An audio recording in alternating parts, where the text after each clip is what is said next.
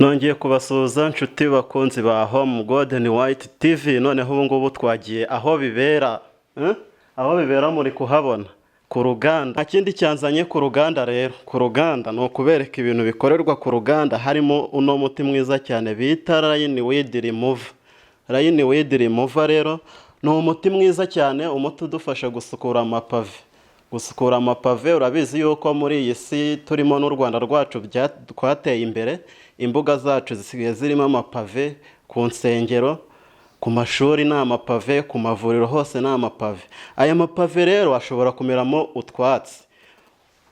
Iyo utwatsi twaje mu mapave ntabwo ari byiza kugenda udukuzamo ibiti ngo usange umuntu yafashe agati aragakora neza akajya agenda akajombamo cyangwa se inzara.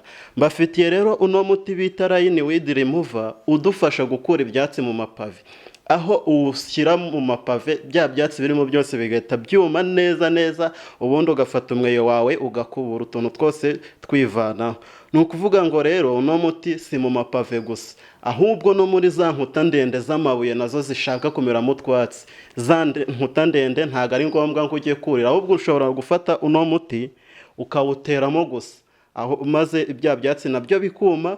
Byamara kuma noneho bimwe biranimanura, atari ngombwa yuko unuriye, ahubwo ugikoresha uno muti bikagenda neza. Ni ukuvuga ngo rero uno muti ushobora kuwugura ukawukoresha, uwukeneye wawubariza muri Home Golden White, kuko ni Home Golden White iwukora. Ushobora guhamagara rero nimero ubona kuri screen zawe, ubundi bakaguhereza uno muti.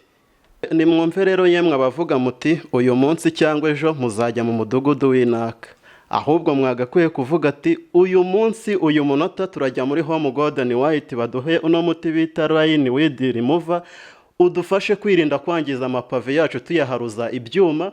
Murabizi yuko iyo uharuje icyuma mu mapave, pave rirahongoka. Kuvuga ngo rero muhamagare nimero ya Home Golden White badufashe kubona uno muti, kandi ushobora kuwubona ahantu waba uri hose.